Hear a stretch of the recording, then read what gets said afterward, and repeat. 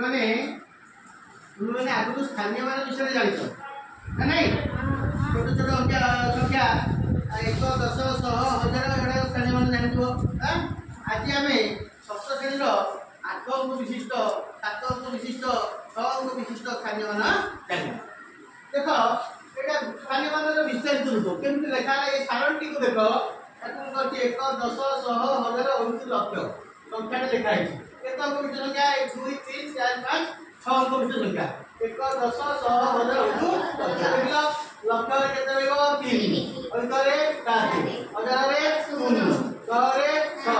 10 रे 5 9 रे 3 एमती ए संख्या केते दिबो आमे भर्ती करबा या पूर्ण करबा लक्ष केते रहइबो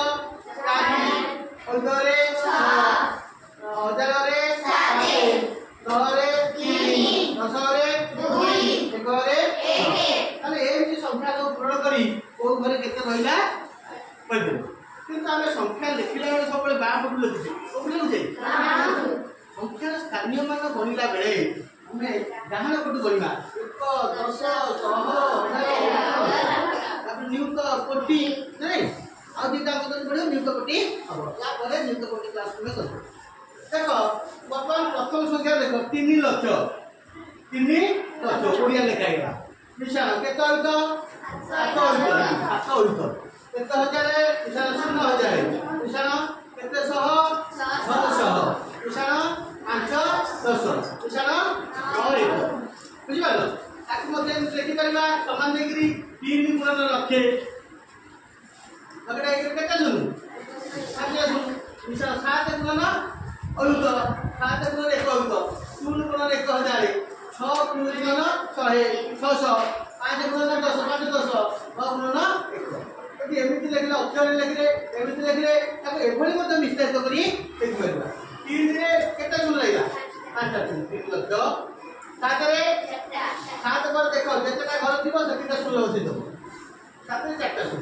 6 रे केते सुन हबो देखिबो 3टा सुन हजार घर नाही सुन हजार घर रखिया दरकार नाही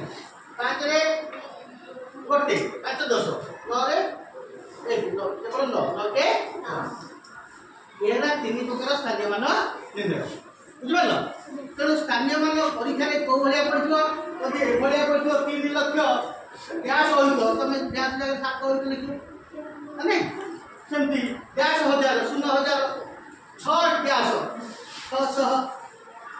5 गैस 5 10 संख्या लिखि दो एमती मध्य पड़िबो स्थानीय मान लेख पड़िबो गोटे स्थानीय मान किछि संख्या कि तार स्थान लक्ष्य सेमती परीक्षा मध्य पड़िबो तेणु तुम टेबुलटा एटा गोटे संख्यार मो स्थानीय मान 3 प्रकार करछि बुझि प्रकार तुम टेबुल टी प्रण करी गोटे धाड़ी तार 3 प्रकार स्थानीय मान लिखिबो तापरे नेक्स्ट धाड़ीटा प्रण करियो से गोटे 3 प्रकार स्थानीय मान लिखिबो तापरे आ गोटे धाड़ी प्रण करियो 3 प्रकार स्थानीय मान लिखिबो एबे स्थानीय मान सब जानि गलो टेबुल प्रण करियो देखिकी लिखिबो गोटे लिखा है से गोटे लिख सारा परे से गोटे तुमे मनरु लिखि परिबो आ स्थानीय मान से भूलिबो ना आ गोटे जिंस कहूची गोटे संख्या रे संख्या 1 अंक 2 अंक 3 अंक 4 अंक 5 अंक 6 अंक 7 अंक 8 अंक विभिन्न संख्या है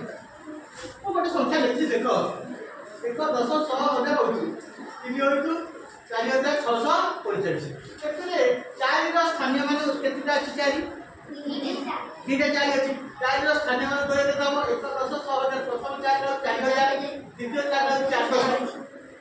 एमिति बेले बेले पचेलियो ए संख्या रे केतोटी 4 अछि तार स्थानीय मान 2 दीटा 4 अछि तार स्थानीय मान 2 केते जेतेरा प्रथम 4 स्थानीय मान 4000 द्वितीय स्थानीय मान 400 माने 40 बेले बेले पचेलियो से स्थानीय मान 2 रो जोगफल केते तार 4000 मिशन 40 तम 4000 40